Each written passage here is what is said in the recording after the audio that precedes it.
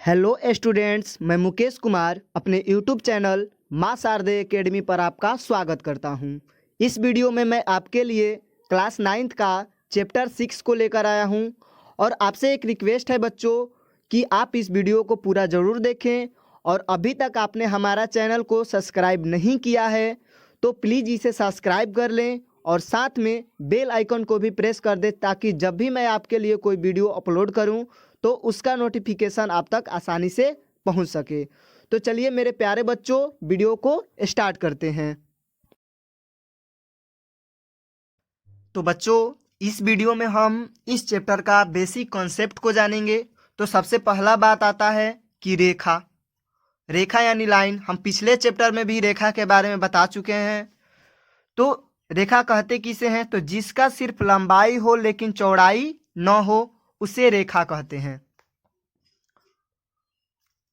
जिसका सिर्फ लंबाई हो लेकिन चौड़ाई न हो उसे रेखा कहते हैं। इसके बाद आता है आपका रेखाखंड।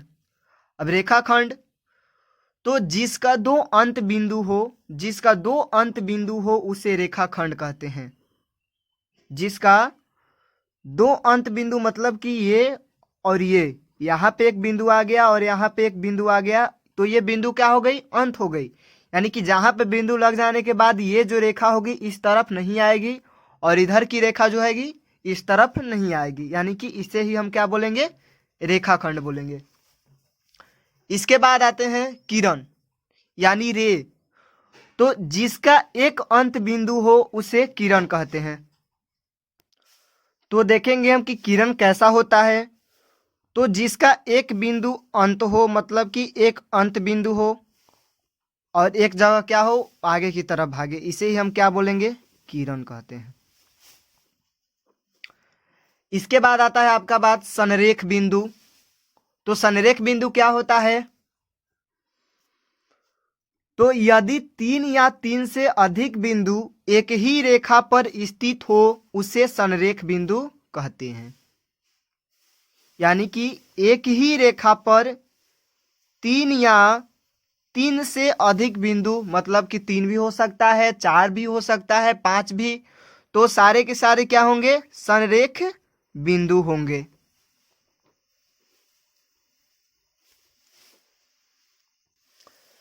और इसके बाद आता है असंरेख बिंदु। तो इसे यदि 3 से कम बिंदु एक ही रेखा पर स्थित हो उसे असंरेख बिंदु कहते हैं। तो 3 या 3 से अधिक होगा तो संरेख होगा और 3 से कम होगा तो क्या होगा? असंरेख होगा। मतलब कि एक बिंदु है ना तो 2 बिंदु, तो सब क्या होंगे? असंरेख बिंदु कहलाएंगे। इसके बाद बात आती है एंगल की यानी कि कोण। तो कोण किसे कहते हैं? तो जब दो किरणें एक ही बिंदु से प्रारंभ होती है तो वहां पर कोण का निर्माण होता है। देखिए, एक बिंदु हो गई हमारा और यहां से 2 किरण प्रारंभ होगी, एक इधर और एक इधर, तो यहां पे क्या बनेगा? हमारा कोण बनेगा। इसे हम कोण कहेंगे। ये इस तरह से भी हो सकता है, ये भी हमारा कोण ही है। इसके बाद आता है आपका भुजा यानी आर्म एंड या साइड उसे बोलते हैं। तो कोण बनाने वाली किरणों को भुजा कहते हैं। यानी कि जो किरणें कोण को बनाती है उसे भुजा कहते हैं।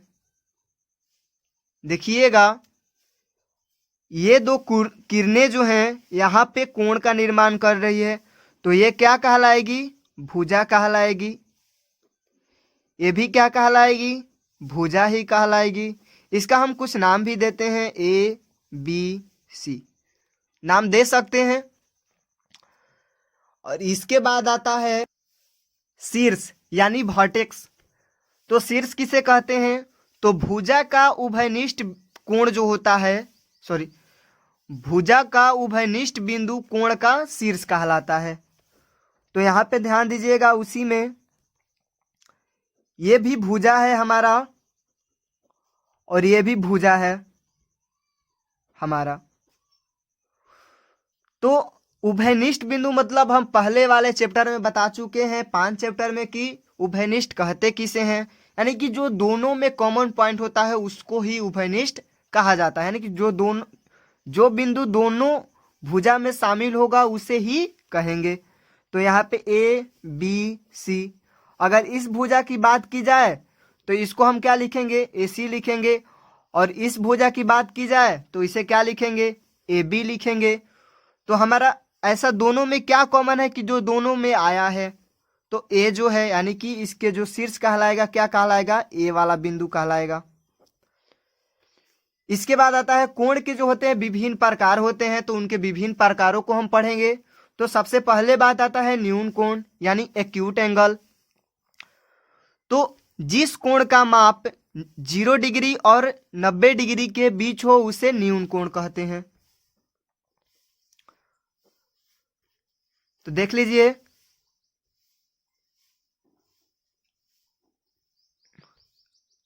मान लीजिए कि ये 60 डिग्री का कोण बनाता है, ए बी सी, तो ये हमारा क्या होगा, न्यून कोण होगा। इसके बाद आता है आपका समकोण यानी राइट एंगल। तो जिस कोण का माप 90 डिग्री हो उसे समकोण कहते हैं।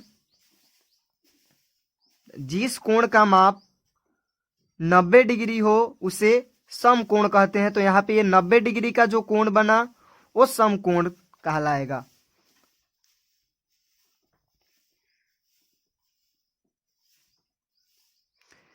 इसके बाद बात आता है आपका अधिक कोण। तो अधिक कोण किसे कहते हैं, तो जिस कोण का माप 90 डिग्री से अधिक परंतु 180 डिग्री से कम हो उसे अधिक कोण कहते हैं। यानी कि 90 डिग्री से अधिक, आप इस फिगर को थोड़ा सा ध्यान में रखेंगे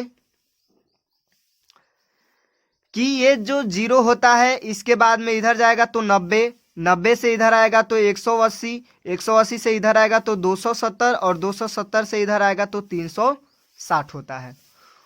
तो उसी प्रकार हमको जिस कोण का माप 90 डिग्री से अधिक परंतु 180 डिग्री से कम हो उसे अधिक कोण कहते हैं। मतलब कि इससे अधिक और इससे कम होगा उसे ही क्या, अधिक कोण कहेंगे। तो फिगर भी हम ऐसे लिख सकते हैं, मान लीजिए कि ये कितना का है, 110 डिग्री है।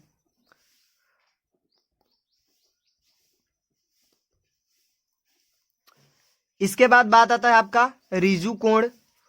तो जिस कोण का माप 180 डिग्री हो उसे रिजु कोण कहते हैं। यानी कि जिस कोण को मापने पर हमारा 180 डिग्री प्राप्त हो उसे रिजु कोण कहते हैं। ए बी सी, ये हमारा रिजु कोण हो गया। इसके बाद आता है आपका प्रतिवर्ती कोण। तो प्रतिवर्ती कोण किसे कहते हैं, तो जिस कोण का माप 180 डिग्री से अधिक परंतु 360 डिग्री से कम हो उसे प्रतिवर्ती कोण कहते हैं। मतलब कि 180 अगर इस तरफ ले जाएंगे तो 180 होगा और इधर ला देंगे तो ये जो कोण मान लीजिए कि 270 डिग्री का बनना, तो ये कोण क्या कहलाएगा, प्रतिवर्ती कोण कहलाएगा। और यहाँ पे सी बिंदु। इसके बाद आता है आपका पूरक कोण। तो यदि दो कोणों का योग समकोण यानी कि 90 डिग्री के बराबर हो उसे पूरक कोण कहते हैं। यानी कि जब दो कोणों को हम जोड़ेंगे तो 90 डिग्री हमारा प्राप्त होना चाहिए। मान लीजिए कि ये 60 डिग्री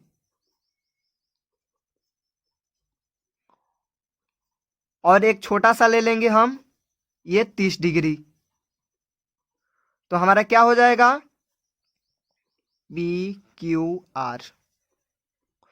तो जब दोनों को जोड़ेंगे तो 90 डिग्री हो जाएगा। 60 प्लस में 30 कितना हो जाएगा, 90 डिग्री हो जाएगा, यानी कि समकोण के बराबर हो जाएगा। तो उसे हम क्या बोलेंगे, पूरक कोण बोलेंगे। इसके बाद आता है आपका समपूरक कोण।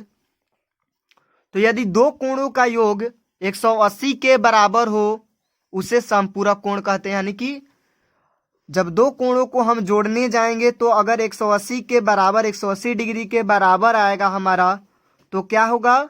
समपूरक कोण कहलाएगा। जैसे में समकोण 90 डिग्री का होता है, तो दो समकोण को अगर हम जोड़ेंगे तो समपूरक कोण कहने लगेगा।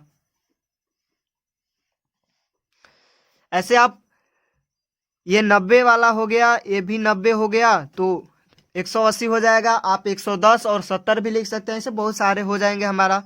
इसके बाद आता है VVI, आसन कोण। ये बहुत ही इंपॉर्टेंट है।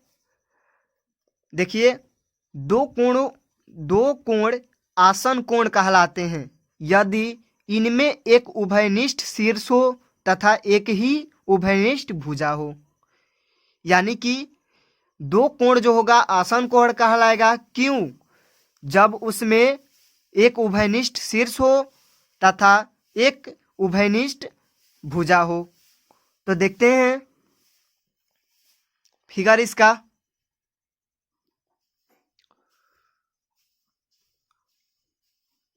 तो इस तरह का हम एक फिगर बना लेंगे। तो यहां से हमारा एक कोण यहां प्राप्त होता है और एक कोण यहां पे प्राप्त होता है। तो दो कोण आसन कोण कहलाते हैं, यानी एक कोण और दो कोण, दोनों कोण क्या मिलकर आसन कोण कहलाएंगे। और इनका जो शर्त है उनमें एक उभयनिष्ठ शीर्ष होना चाहिए। आपको पता है कि शीर्ष किसे कहते हैं, तो शीर्ष आपका ये कहलाएगा। और एक ही उभयनिष्ठ भुजा होना चाहिए। तो ये जो भुजा है इस कोण के लिए भी है और इस कोण के लिए भी है। मतलब कि अगर हम इस भुजा को ढक दें तो इस कोण के लिए भी ये भुजा काम करेगा, और इस कोण को ढक दें तो इस कोण के लिए भी ये भुजा क्या होगा? हमारा काम करेगा। तो यहाँ पे उभयनिष्ठ शीर्ष का जो बात किया जाए तो क्या होगा हमारा? उभयनिष्ठ शीर्ष जो होगा आपका, मान लीजिए A, B, C और इसे हम D मान लेते हैं। तो उभयनिष्ठ शीर्ष आपका A हो जाएगा। और उभयनिष्ठ भुजा का बात किया जाए तो क्या होगा? तो AD हमारा उभयनिष्ठ भुजा हो जाएगा। तो ये था आपका आसन कोण। उम्मीद है आपको समझ में आया होगा। इसके बाद आगे का देखेंगे। इसके बाद आता है आपका कोणों का रैखिक युग्म, यानी कि लीनियर पेयर ऑफ एंगल। तो इसका डिफिनेशन देखते हैं। जब आसन कोण का योग 180 हो तो उसे कोणों का रैखिक युग्म कहते हैं। यानी कि जो हम आसन कोण पढ़े, जब उन दोनों कोण को जोड़ने पर 180 आ जाएगा तो हमारा क्या कहलाएगा? कोणों का रैखिक युग्म। मतलब कि इस तरह का कोई फिगर A, B, C और ये हमारा D हो जाएगा। मान लेते हैं कि ये हमारा 80 डिग्री होता है और ये मान लेते हैं कि हमारा 120 डिग्री होता है। तो जब दोनों को जोड़ेंगे तो हमारा 180 प्राप्त हो जाएगा। तो यही था आपका आसन कोण। आसन कोण जो बिल्कुल किस तरह का था? इस तरह का था, और इसको हम क्या कर दिए? 180 डिग्री वाला लाइन में ला दिए। तो हमारा हो गया ये कोणों का रैखिक युग्म। यदि आप इस सारे बातों को अच्छी तरह से समझ जाते हैं तो आपको जो 6 चैप्टर है और 7 चैप्टर, यानी कि जितना भी ज्यामिति का जो चैप्टर है उससे संबंधित जितने भी प्रश्न है आपको आसानी से समझ में आएंगी। इसके बाद आता है आपका शीर्षाभिमुख कोण। यह भी बहुत इंपॉर्टेंट है। तो जब दो रेखाएं किसी बिंदु पर एक दूसरे को प्रतिच्छेद करे तो आमने सामने का जो कोण होता है बराबर होता है, उसे शीर्षाभिमुख कोण कहते हैं। मतलब कि दो रेखाएं किसी एक बिंदु पर एक दूसरे को प्रतिच्छेद करे तो वहां पे आमने सामने का जो कोण होगा, यहाँ का कोण यहाँ के बराबर और यहाँ के कोण यहाँ का बराबर, तो इसे इसका नाम दे देंगे OABCD। तो ये जो कोण होगा ऐसे नाम दे देते हैं 1, 2, 3, 4। तो जो कोण 1 होगा कोण 2 के बराबर होगा, और कोण जो 3 होगा कोण 4 के बराबर होगा। इसे ही हम शीर्षाभिमुख कोण कहते हैं। इसके बाद मोस्ट इम्पोर्टेंट आता है आपका टॉपिक तिर्यक रेखा। इसको अगर आप याद रखते हैं तो बहुत सारे क्वेश्चन को आप समझने में आपको आसानी होगी। तो तिर्यक रेखा क्या होता है इसे देखेंगे हम। तो वह रेखा जो दो या दो से अधिक रेखाओं को भिन्न बिंदु पर प्रतिच्छेद करती है उसे तिर्यक रेखा कहते हैं। मान लीजिए कि एक रेखा है, तो वह रेखा जो दो या दो से अधिक रेखाओं पर अलग अलग बिंदुओं पर क्या करे, प्रतिच्छेद करे, यानी कि प्रतिच्छेद करे, तो उसे क्या हम कहते हैं, तिर्यक रेखा कहते हैं। ये सबसे इंपॉर्टेंट है और इसको आप ध्यान देंगे। तो यहाँ पे जब मान लीजिए पी क्यू एल एम मान लेते हैं, तो एक यहाँ पे कोण बनेगा और एक यहाँ पे कोण बनेगा और एक यहाँ पे कोण बनेगा और यहाँ पे। उसी प्रकार यहाँ पर कोण, यहाँ पे कोण और यहाँ पे कोण और यहाँ पे, यानी कि प्रत्येक लाइन जहाँ भी कटेगा वहाँ पे 4 कोण बनेंगे। तो हम चारों कोण को नाम दे देते हैं 1 2 3 4 5 6 7 8, सबका हम नाम दे दिए।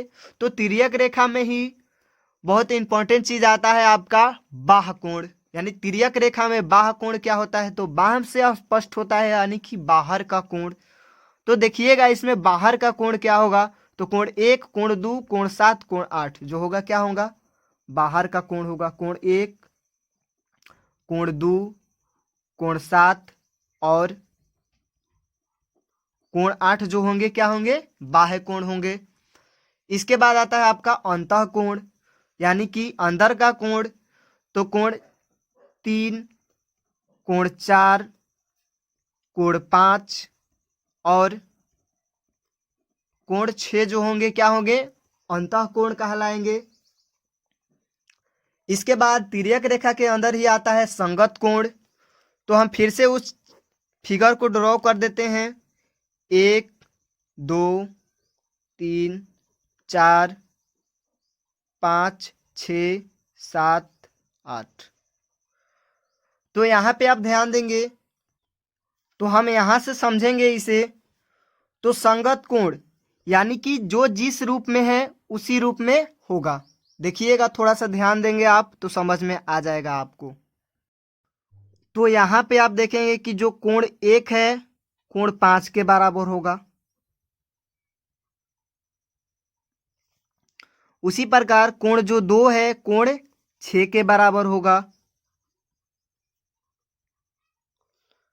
ठीक उसी प्रकार कोण जो 3 है कोण 7 के बराबर होगा। और कोण जो 4 है 3 है जो कोण 7 के बराबर होगा। और कोण जो 4 है कोण 8 के बराबर होगा। तो इसे हम संगत कोण कहते हैं, यानी कि जो जिस स्थान पे है उसी स्थान का बराबर होगा। इसके बाद आता है आपका एकांतर अंतः कोण, यानी कि इसमें अंदर वाला और बाहर वाला। तो फिर इसी को हम देखेंगे फिगर को। तो ये जो संगत कोण था जो जहां था उसी के स्थान का था, लेकिन ये जो होता है उल्टा होता है, यानी कि एक जो होगा अंतः कोण चाहिए तो 3 जो होगा 5 के बराबर होगा और जो 4 होगा 6 के बराबर होगा। जो कोण 3 होगा कोण 5 के बराबर होगा, यानी कि उल्टा होता है, इस टाइप का उल्टा होता है, इस टाइप का उल्टा होता है। और जो कोण 4 होगा कोण 6 के बराबर होगा। कोण जो 4 होगा कोण 6 के बराबर होगा। अब बात आता है एकांतर बाह्य कोण, अल्टरनेट एक्सटीरियर एंगल। तो बाह्य कोण है तो बाहर का कोण को देखेंगे। तो जो 1 होगा 7 के बराबर होगा और जो 2 होगा 8 के बराबर होगा। तो कोण 1 जो होगा कोण 7 के बराबर होगा और जो कोण 2 होगा कोण 8 के बराबर होगा। तो इसे हम एकांतर बाह्य कोण बोलेंगे। इसके बाद बात आती है आपकी तिर्यक रेखा के एक ही ओर के अंतःकोण, यानी कि ये जो तिर्यक रेखा है इसके एक ही ओर के अंतःकोण, मतलब कि 3 जो होंगे 6 के बराबर होगा और जो 4 होगा 5 के बराबर होगा। जो 3 होगा 6 के बराबर होगा और जो कोण 5 जो होगा 4 के बराबर होगा। तो इसे ये जो अंतःकोण है तो इसे कर्मागत अंतःकोण या संबंधित कोण या सह अंतःकोण भी कहा जाता है। यह आप याद रख सकते हैं। इसके बाद और एक बात आती है कि यदि तिर्यक रेखा दो समांतर रेखाओं को प्रतिच्छेद करे, मतलब कि यदि अगर दो समांतर रेखाएं हैं और उनको तिर्यक रेखा प्रतिच्छेद करती है तो इसका पहला बात है कि संगत कोणों का प्रत्येक युग्म जो होगा क्या होगा, बराबर होगा। फिर इसको भी हम उसी तरह से लिख लेते हैं, 1 2 3 4 5 6 7 और ये 8।